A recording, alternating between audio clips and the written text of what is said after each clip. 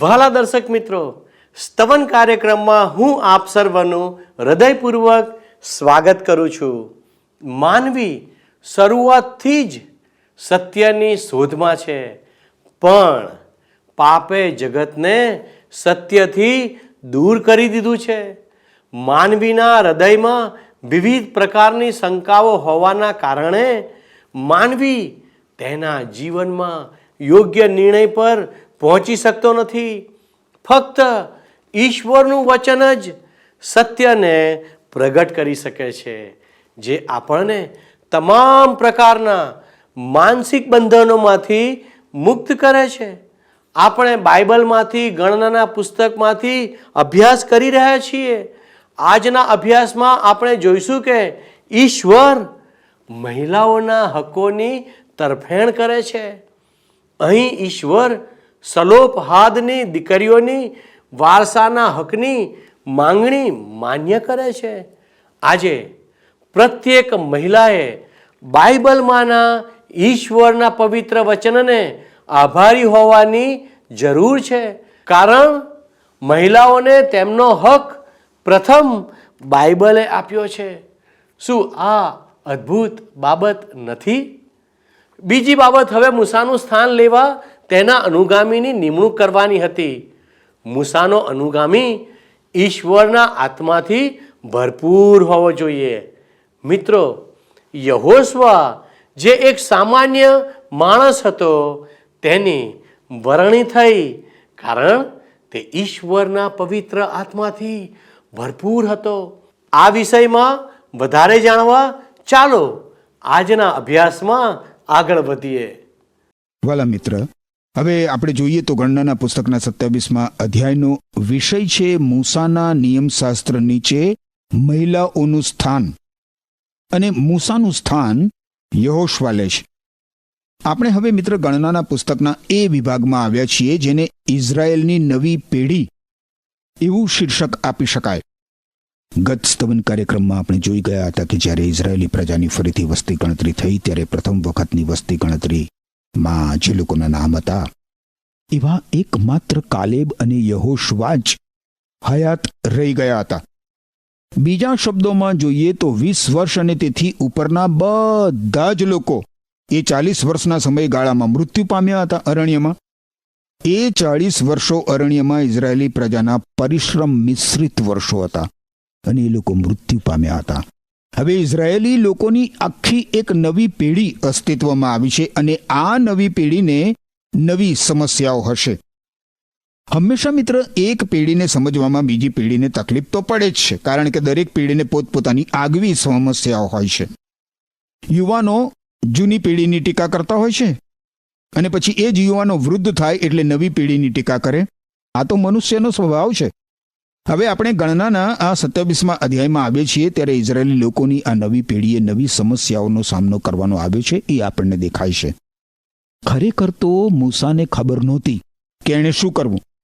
મૂસાએ ઈશ્વરને વિનંતી કરવી પડી, કારણ કે અન્ય પ્રજાના નિયમ અનુસાર મહિલાઓનું કોઈ જ સ્થાન સમાજમાં અને ઘર કુટુંબમાં નહોતું. હકીકતમાં તો મહિલાઓની સાથે ત્યારે જાનવરના જેવું વર્તન કરવામાં આવતું હતું.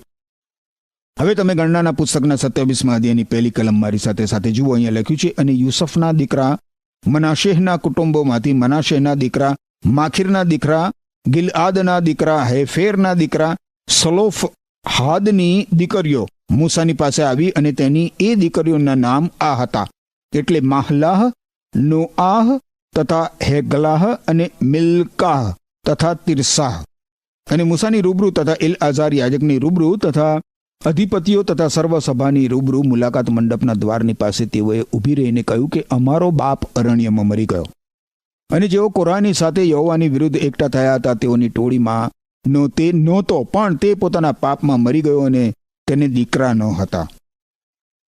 2 થી 5 કલમોમાં આપણે વાંચ્યું એ પ્રમાણે તમે સમસ્યા જોઈ શકો છો ને? ફરીથી વાંચી સંભળાવો. અને મૂસાની રૂબરૂ તથા એલઆઝાર યાજકની રૂબરૂ તથા અધિપતિઓ તથા સર્વસભાની રૂબરૂ મુલાકાત મંડપના દ્વારની પાસે તેઓએ ઊભી રહીને કહ્યું કે અમારો બાપ અરણ્યમાં મરી ગયો, અને જેઓ કોરાહની સાથે યહોવાની વિરુદ્ધ એકઠા થયા હતા, તેઓની ટોળીમાંનો તે ન હતો, પણ તે પોતાના પાપમાં મરી ગયો અને તેને દીકરા નહોતા. તેને દીકરો ન હતો, માટે અમારા બાપનું નામ તેના કુળમાંથી લોપ કેમ થાય?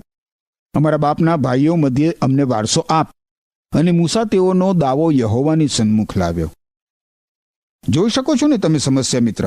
આ સલોફહાદ નામનો માણસ અરણ્યમાં મૃત્યુ પામ્યો છે અને એને 5 દીકરીઓ છે. એક પણ દીકરો નથી, 5 દીકરીઓ છે. મૂસાના નિયમ પ્રમાણે એવું લાગતું હતું કે બાપનો વારસો દીકરાને મળતો હતો અને દીકરીઓને કશું મળતું નહોતું. હવે અન્ય પ્રજાઓના કાયદામાં તો મહિલાઓની બાદબાકી જ ત્યારે તો કરી નાખવામાં આવતી હતી. મહિલાઓની કશી ગણતરી જ થતી નહોતી. હવે આ ઇઝરાયેલી મહિલાઓએ શું કરવું? સલોફઆદની આ દીકરીઓ બહુ જ સતેજ છે. યાદ રાખો મિત્ર, બાઇબલમાં મહિલાઓના હક્કો દર્શાવવામાં આવ્યા છે. મહિલાઓને પોતાના હક્કો હોવા જ જોઈએ મિત્ર. પણ મૂસાએ ખરેખર મૂસાને તો ખબર જ નહોતી કે એણે શું કરવું, અને એટલે મૂસા ઈશ્વર સમક્ષ આ બહેનોનો કેસ મૂકે છે. મૂસાએ કદાચ આ બહેનોને કહ્યું હશે કે દીકરીઓ, મારે તમને 100 ઉત્તર આપવો એ હું જાણતો નથી. હું સમજી શકું છું કે તમારી વાતમાં તથ્ય છે. હું ઈશ્વરને પૂછીને તમને ઉત્તર આપું.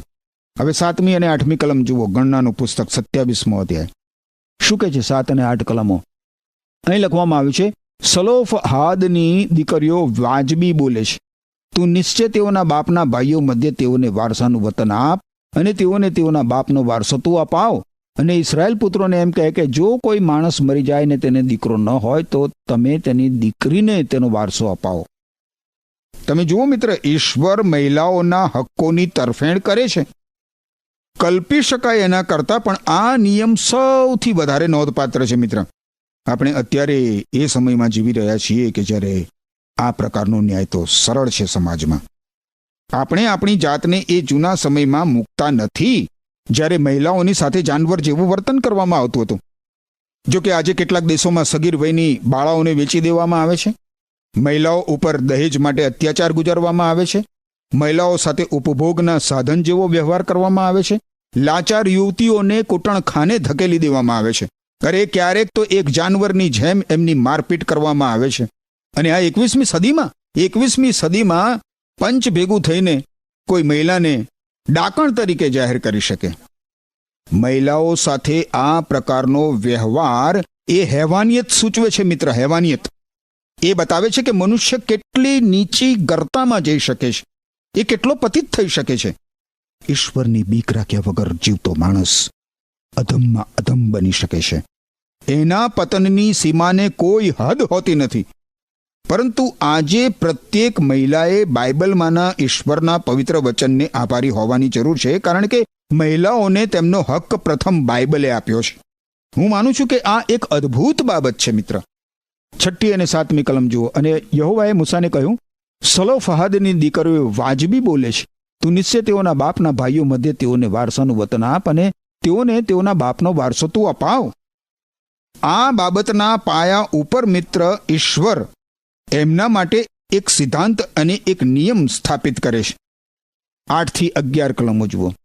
અને ઇસ્રાયેલ પુત્રોને એમ કહે કે જો કોઈ માણસ મરી જાય ને તેને દીકરો ન હોય તો તમે તેની દીકરીને તેનો વારસો અપાવો. અને જો તેને દીકરી ન હોય તો તમે તેના ભાઈઓને તેનો વારસો આપો.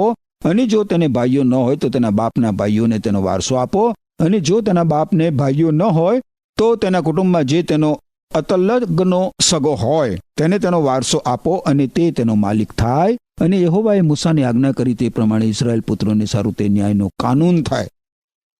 આ એક આગલી દિશામાં ભરવામાં આવેલ અદ્ભુત પગલું છે મિત્ર. અને એ તો પ્રભુ ઈસુ ખ્રિસ્તના આગમન અગાઉ 1500 વર્ષ પહેલા ભરવામાં આવ્યું હતું. આ મહિલાઓની વાત કરવાની રીત અને આગળ પડતો ભાગ ભજવવાની વૃત્તિને હું દાદ આપું છું. હું આ મહિલાઓના વિશ્વાસની પણ પ્રશંસા કરું છું. આ 5 છોકરીઓને એમના પિતૃઓનો વારસો જોઈતો હતો. હવે એ સમયે દીકરીઓને કોઈ વારસો મળે એવી કોઈ પરંપરા નહોતી કે એવો કોઈ લેખિત કાયદો પણ નહોતો. અને એટલે આ છોકરીઓએ વિશ્વાસપૂર્વક માંગણી કરી અને ઈશ્વરે વિશ્વાસથી એમને વારસો આપ્યો.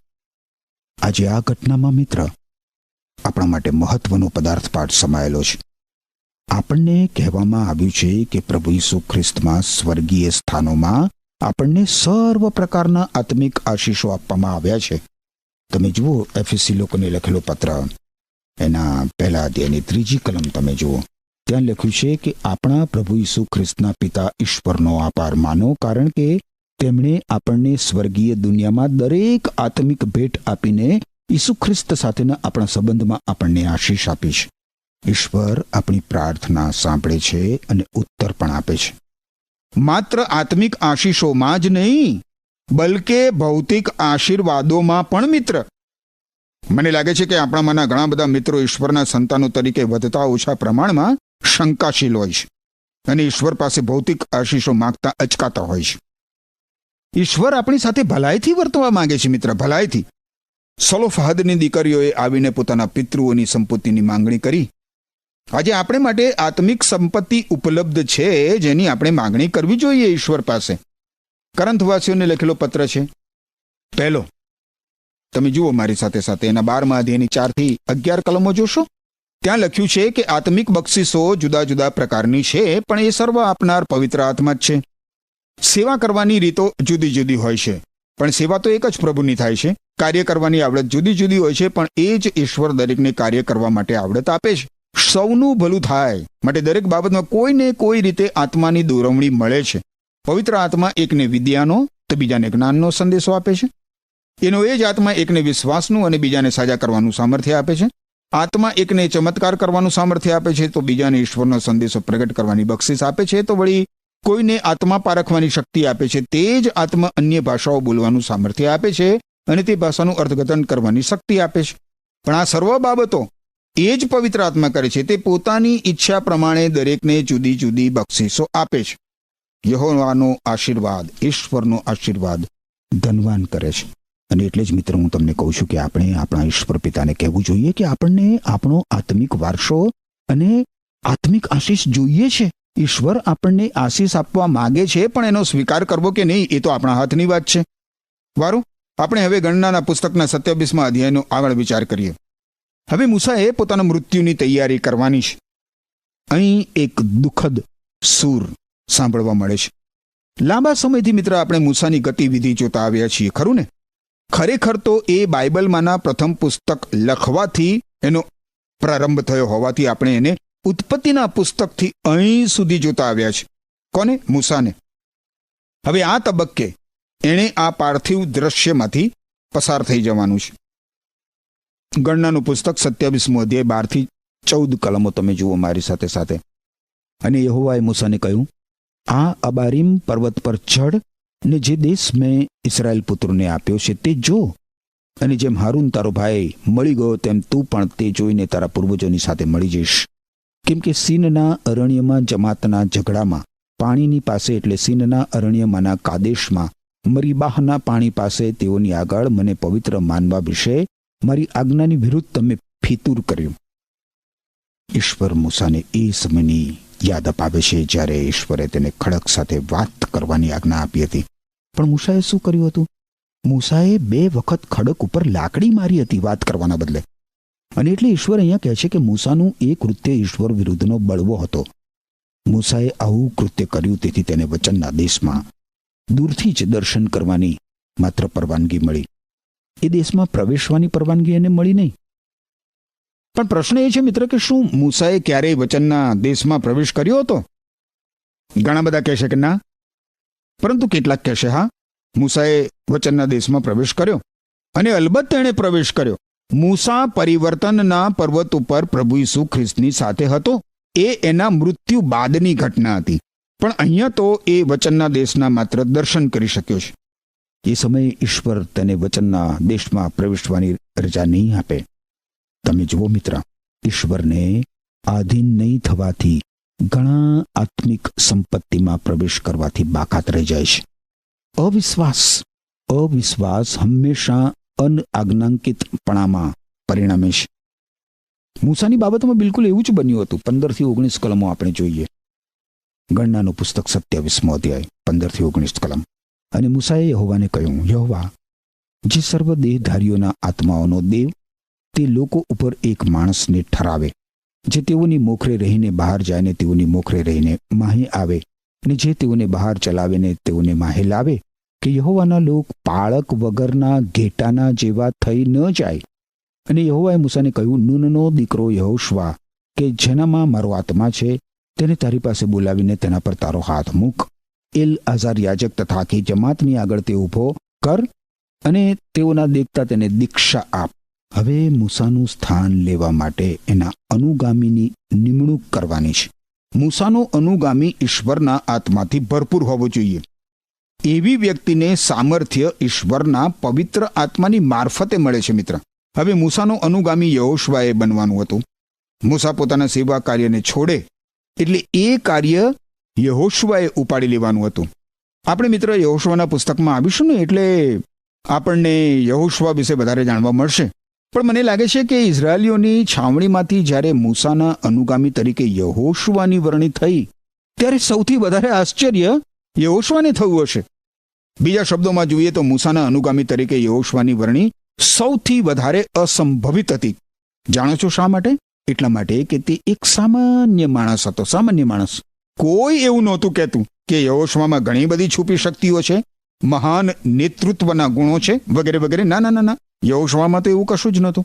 પણ યહોશવા દ્વારા આપણે જોઈ શકીએ છીએ મિત્ર કે ઈશ્વર એક સામાન્ય માણસ દ્વારા શું કરી શકે છે. જો કોઈ વ્યક્તિ ઈશ્વરને સહકાર આપે તો ઈશ્વર એનો અદ્ભુત ઉપયોગ કરે છે. ખેર, મારી સાથે સાથે હવે છેલ્લી 2 કલમો જુઓ, 22 અને 23 કલમ. ગણનાનું પુસ્તક 27મો અધ્યાય 22 અને 23 કલમ જુઓ. અને યહોવાએ જેમ મૂસાને આજ્ઞા કરી હતી તેમ તેણે કર્યું. અને તેણે યહોશવાને બોલાવીને એલઆઝાર યાજકની આગળ તથા આખી જમાતની આગળ તેને ઊભો કર્યો. અને જેમ યહોવાએ મૂસાની હસ્તક કહ્યું હતું તેમ તેણે તેના પર પોતાના હાથ મૂકીને તેને સોંપણી કરી. અહીં દર્શાવ્યું છે એ પ્રમાણે મૂસા પછીનું જે અનુગામી છે, મૂસા પછીનો અનુગામી, એ મૂસાના અનુગામી તરીકે યહોશવાની વરણી થાય છે. પણ આજે મિત્ર ઈશ્વરના પવિત્ર વચનોમાંથી 2 અદ્ભુત બાબતો આપણને જોવા મળે છે. પ્રથમ તો એ છે કે મૂસાના અનુગામી તરીકે જ્યારે યહોશવાની વરણી થઈ ત્યારે એ ઈશ્વર દ્વારા થઈ. અને ઈશ્વર કહે છે કે યહોશવા, જેનામાં મારો આત્મા છે, 18મી કલમ. એનો અર્થ એ થયો કે જે વ્યક્તિ ઈશ્વરના પવિત્ર આત્માથી ભરપૂર હોય છે એનો જ ઈશ્વર ઉપયોગ કરી શકે છે પોતાના રાજ્યની વૃદ્ધિને માટે અને પોતાના મહિમા માટે. અને એટલે જ મિત્ર, મારે અને તમારે રોજ બરોજ સવારે જ ઈશ્વર પિતાને પ્રાર્થના કરવાની જરૂર હોય છે કે હે પ્રભુ, આજે તમારા પવિત્ર આત્માથી મને ભરપૂર કરો, જેથી આખો દિવસ તમારી સમક્ષ વિચારમાં, વર્તનમાં, વાણીમાં હું પવિત્ર જીવન જીવી શકું અને મારા જીવન દ્વારા તમારો મહિમા થાય. એ સાથે મિત્ર આપણે આજના કાર્યક્રમમાંથી એ પણ શીખ્યા કે અવિશ્વાસ એ હંમેશા અનઆજ્ઞાંકિતપણામાં પરિણામે છે. અને માટે ઈશ્વર ઉપર સતત અવિચળ ખડક જેવો નક્કર વિશ્વાસ રાખીને જીવતા આપણે શીખવું જોઈએ. આ બંને બાબતો કરવા માટે ઈશ્વર આપણને કૃપા આપો. આમેન. વહાલા દર્શકો, આપણે બધા જ જાણીએ છીએ કે ઈશ્વરે તેના લોકો એટલે ઇઝરાયેલ પ્રજાની આગેવાની કરવા માટે મૂસાને પસંદ કર્યો હતો. પરંતુ આજના અભ્યાસથી જાણવા મળે છે કે ઈશ્વરે મૂસાને એક નાની ભૂલને લીધે વચનનો દેશ જોવાથી વંચિત રાખ્યો હતો. તે સ્પષ્ટ કરે છે કે ઈશ્વર દરેકે દરેક બાબતોનો હિસાબ રાખે છે અને દરેકને તે મુજબ પ્રતિફળ આપે છે. તેઓ કોઈ પણ પ્રકારનો પક્ષપાત કરતા નથી. તેનાથી એ પણ સ્પષ્ટ થાય છે, એક દિવસ તે આપણો પણ હિસાબ લેશે. તેથી પ્રભુ ઈસુ દ્વારા આપણા માટે ઈશ્વરે જે ક્ષમાની વ્યવસ્થા કરી છે તે મુજબ જો આપણે ઈસુ પાસે ક્ષમા માગીશું અને ન્યાયી જીવન જીવીશું તો આપણને સજા થશે નહીં. જો તમે ઈસુના બલિદાનમાં વિશ્વાસ કરો છો અને તમારું જીવન તેમને સમર્પિત કરો છો તો ઈશ્વરનું વચન આજે તમને તમારા પાપોને માફ કરવાની અને તમને શાશ્વત જીવનના વારસદાર બનવાની તક આપે છે. શું તમે તમારું જીવન તેમને સમર્પિત કરશો? ઈશ્વર તે પ્રમાણે કરવા આપને મદદ કરે.